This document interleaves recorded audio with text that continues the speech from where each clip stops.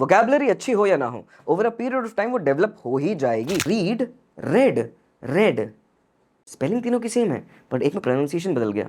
ऐसा क्या हुआ? और कभी कभी ये लगेगा आपको कि लर्न, लर्नड, लर्नड, तो V2 और V3 सेम है पर V1 अलग है।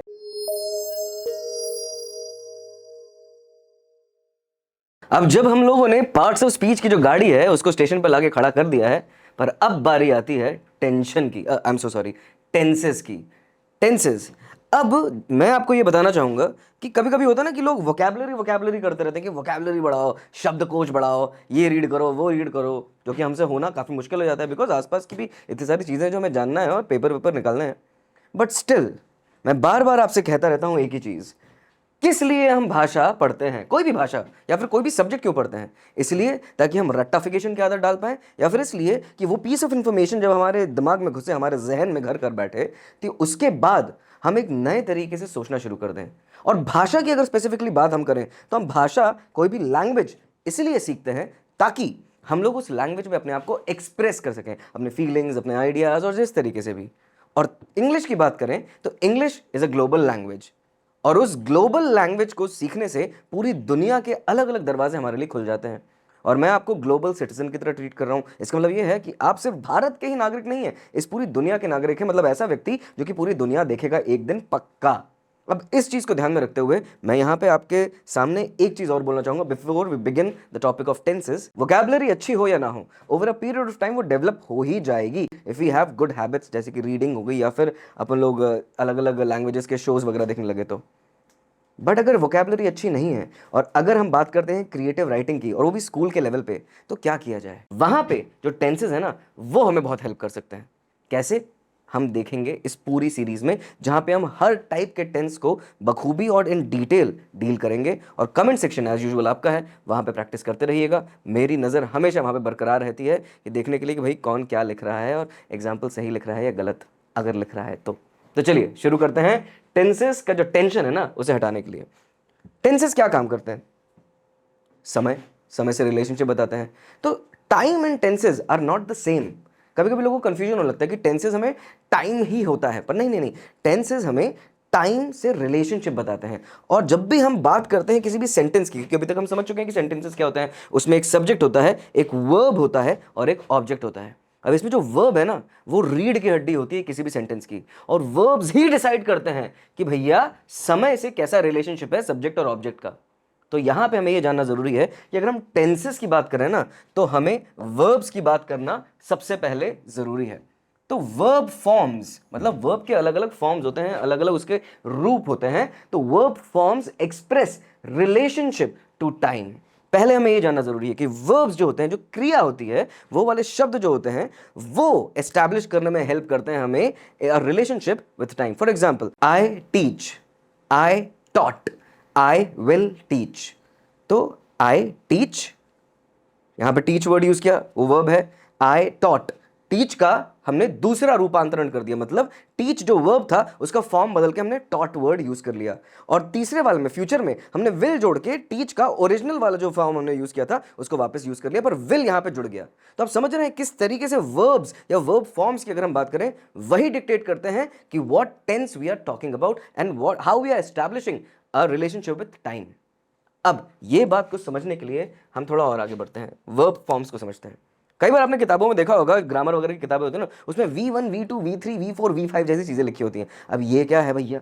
तो V1 जो होता है ना, अगर सिंपल शब्दों में अपन समझें तो V1 is verb form 1, verb form 1, जो कि प्रेजेंट में उस वर्ब को डिनोट करता है। अब वर्ब ऑफ चॉइस क्या है अभी हमारा?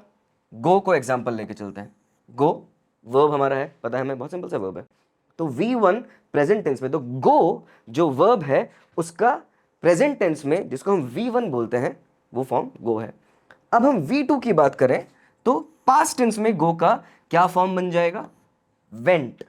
बट अब गो गोआ गॉन, तो गो गोआ वेंट क्यों नहीं थी उस मूवी का टाइटल? क्योंकि गॉन होता है हमारा V3, मतलब past participle form of verb. ये बहुत कंफ्यूजिंग होता है लोगों के लिए कई बार। I go, I went, I gone incorrect है ना?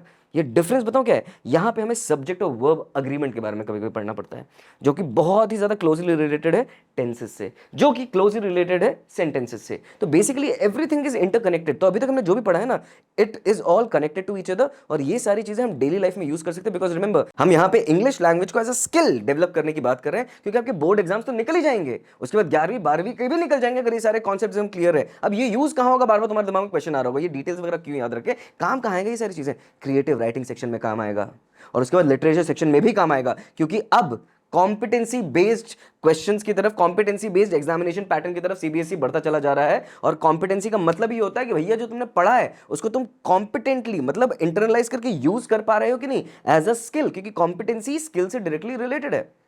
अब मैं चाहूंगा कि कमेंट्स में आप बताएं कि ये वाली बात आपके जहन में घर कर पा रही है कि नहीं, क्योंकि कॉम्पिटेंसी एक बहुत ही शाना सा वर्ड है, बट बाय गॉड फ्यूचर में यही चीज आपके काम आएगी, because we are moving towards a world that is more skill based and not only degree और एजुकेशन बेस्ड। तो यहां पे हमको स्किल डेवलपमेंट के ध्यान रखना है, और यहां पे हम V1 V2 V3 जो वर्ब फॉर्म समझ रहे हैं, उसमें हमें प्रेजेंट, पास्ट और पास्ट पार्टिसिपल फाइनली समझ में आ रहा है, जिसमें गो, वेंट और गॉन ये हमें V1 V2 और V3 मिला। इस एग्जाम्पल को ध्यान में रखते हुए, सिर्फ इस एग्जाम्पल को ध्यान में रखते हुए, अभी हम इस सीरीज में और भी एग्जाम्पल्स को डिस्कस करेंगे, जहां पे आपको ये समझ में आएगा, ओ तो रीड, रेड, रेड स्पेलिंग तीनों की सेम है, बट एक में प्रोनाउंसिएशन बदल गया, ऐसा क्या हुआ। और कभी कभी ये लगेगा आपको कि लर्न, लर्नड, लर्नड, तो V2 और V3 सेम है पर V1 अलग है। तो ये सारे जो कंफ्यूजन है ना, ये सब यहां पर हम लोग धराशायी कर देंगे, बिकॉज वही तो काम है हमारा। अब हम ऑलरेडी एस्टैब्लिश कर चुके हैं भैया कि वर्ब फॉर्म्स किस तरीके से बहुत ज्यादा इंटीग्रल है to understand and use tenses, अलग अलग टाइप के, ठीक है। जो हमारे पास 12 टेंसेस है ना, उनको यूज करने के लिए वर्ब्स के ऊपर ध्यान देना बहुत जरूरी है। तो चलिए एक फटाक से एग्जाम्पल देखते हैं। V1 एस्टैब्लिश कर चुके हैं, वर्ब फॉर्म 1 जो कि क्या है, प्रेजेंट है, तो V1 इज प्रेजेंट टेंस का verb, V2 is past tense का verb, and V3 is past participle form. अब ये किन चिड़ियाओं का नाम है वो जानने की कोशिश करेंगे हम। सिंग मतलब प्रेजेंट टेंस में सिंग, सिंपल वर्ड क्या है, सिंग, उसका पास्ट टेंस क्या हो जाता है, sang, है कि नहीं, और उसका पास्ट पार्टिसिपल हो जाता है संग। आई सिंग, आई sang, आई हैड संग, या आई हैव संग। अब मैं यहां पे जो मैंने तीसरा सेंटेंस जो बनाया ना, मैंने ऑलरेडी आपको एग्जाम्पल दे दिया है किसका, परफेक्ट टेंस को यूज करने का, but I am jumping the gun, I am so sorry about that. Let's come back to again understanding the 3 primary verb forms. V4 V5 भी होता है, V1 V2 और V3 से ही डील करेंगे, क्योंकि जब हम टेंसेस को जनरली समझने की कोशिश करेंगे ना, तो these 3 are more than enough for the time being. आगे की वीडियोस में एडवांस्ड इंग्लिश की जब हम बात करेंगे तो V4 और V5 पे भी आएंगे, अभी के लिए इतना काफी है हमारे 10वीं 11वीं 12वीं को ध्यान में रखते हुए, स्कूलिंग को ध्यान में रखते हुए बेसिकली। दूसरा एग्जाम्पल ये हो गया पहला, ring, rang, rung, I ring, I rang, I had rung, ठीक है, ये दूसरा। पर यहां पे किसी को लग रहा होगा, अच्छा तो सिंग, सैंग, संग, रिंग, रैंग, रंग, तो मतलब जहां पे सिंग में आया था या फिर रिंग में आया था वहां पे ए आ गया तो सैंग बन गया, रिंग में रैंग आ गया, मतलब यहां पे भी आई की जगह ए आ गया, और जहां पे आई था उसमें यू लगा दो तो V3 बन जाता है। नहीं, ऐसा नहीं होता। तीसरे से हमें समझ में आएगा, रन, सिंपल में अपन अगर बात करें, सिंपल बेसिक रूट वर्ड जो है, जो कि V1 भी बोला जाता है, V1 प्रेजेंट में रन बोला जाता है, भागना, उसका रैन, और तीसरा V3 भी रैन है। तो देख लो ये कोई पैटर्न्स नहीं है, अपने हर एक वर्ड का अपना खुद का वर्चस्व है, और उसको ध्यान देना हमें बहुत जरूरी है। तो मतलब ये जो words words which are very familiar with, वहां पे भी कितने सारे फॉर्म्स हैं, ये हमें समझना बहुत जरूरी है। तो रन, रैन, रैन, ठीक है। राइट, एक और वर्ड आया, रोजमर्रा के जीवन का एक वर्ड है राइट, V2 इसका रोट है, हमें ये पता है, बहुत बहुत कॉमन है। और रिटन भी इसका पास्ट फॉर्म ही है, बस पास्ट पार्टिसिपल फॉर्म है। अगला रीड, अब यहां पे हम एक और पैटर्न ब्रेक कर रहे हैं, और ये जान रहे हैं कि there is no pattern per से। Read, red, red. अब आप बोलेंगे कि यार तीनों की स्पेलिंग सेम है, READ READ READ, V2 को रेड क्यों बोला, क्योंकि यहाँ पे हम प्रोनाउंसिएशन के ऊपर भी बात करने लगे। तो यहाँ पे ये बात जानना भी बहुत ज़रूरी है, जब भी हम वर्ड्स की बात करते हैं ना, तो बहुत ज़रूरी है कि हम प्रोनाउंसिएशंस पे भी बहुत खासा ध्यान दें, क्योंकि अगर हम प्रोनाउंस किसी वर्ड को सही तरीके से करेंगे ना, तो बहुत कम चांसेस होते हैं कि हम उसकी स्पेलिंग में गलती करें, और उसकी वजह से हमारे उच्चारण, हमारे प्रोनाउंसिएशंस भी साफ होते हैं, और जब भी हम बात कर रहे होंगे तो क्लैरिटी आएगी। एंड जो हम नेटिव भाषाएं बोलते हैं ना हमारे पूरे भारतवर्ष में, हिंदी, तमिल, तेलुगु, कन्नड़ा, कोई भी भाषा हो, उसकी वजह से हमारा जो जॉ एरिया है, जो हम बात करते हैं ना, उसमें इतने सारे हलंत, विसर्ग और पूर्ण विराम और चंद्र बिंदु और ये बिंदु वो बिंदु है, जिसकी वजह से बहुत ही ज़्यादा वर्सेटाइल है हमारा जॉ वाला रीजन, हमारी टंग, हमारा jaw, basically all those things that are used to create speech in the spoken word, वो बहुत ज़्यादा स्ट्रांग है। तो अंग्रेजी तो बाएं हाथ में खेले, बिकॉज इतनी कॉम्प्लेक्स लैंग्वेज है ही नहीं है, इतने ज़्यादा उसमें वेरिएशंस, इन्फ्लेक्शंस हैं ही नहीं। तो ये बात को हमेशा याद रखिएगा। तो हमारे लिए बोलना बहुत आसान है, बस बोलते जाइए, बोलते जाइए। तो आखिरी हमारा जो सबसे इंपॉर्टेंट और सबसे फेवरेट है, गो, वेंट, गॉन। इसको ऑलरेडी कर चुके थे, एक बार फिर से हमने टच कर लिया। तो इस वीडियो में हमने क्या समझा कि टेंसेस क्या होते हैं, रिलेशनशिप्स एस्टैब्लिश करने का तरीका होता है टाइम के साथ, और ये रिलेशनशिप को एस्टैब्लिश करने के लिए सेंटर में बैकबोन क्या है, वर्ब्स हैं, और वर्ब के अलग अलग फॉर्म्स होते हैं, V1, V2, V3, V4, V5।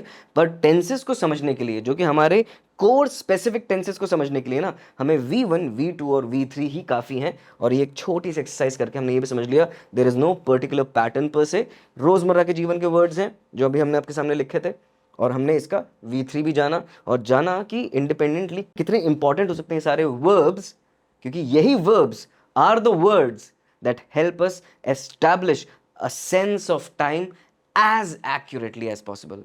अब एक्यूरेटली वर्ड यूज कर लिया, इसके लिए हम जानेंगे अगले वीडियो में एक जनरल तरीके से, एक ओवरव्यू के पॉइंट ऑफ व्यू से, what tenses are, present, past and future, simple, continuous, perfect and perfect continuous. तो बने रहिएगा अगले वीडियो में। और जाने के पहले कमेंट्स में प्लीज लिख के बताइए ऐसे और कौन कौन से वर्ड्स आपको पता है, ऐसे कौन कौन से वर्ब्स आपको पता है जिसका V1, V2 और V3 बहुत ही ज्यादा अतरंगी हो सकते हैं और बहुत ही ज्यादा इंटरेस्टिंग हो सकते हैं, confusing yet interesting. I will be waiting for your comments down below. See you in the next video. Up till then, bye bye.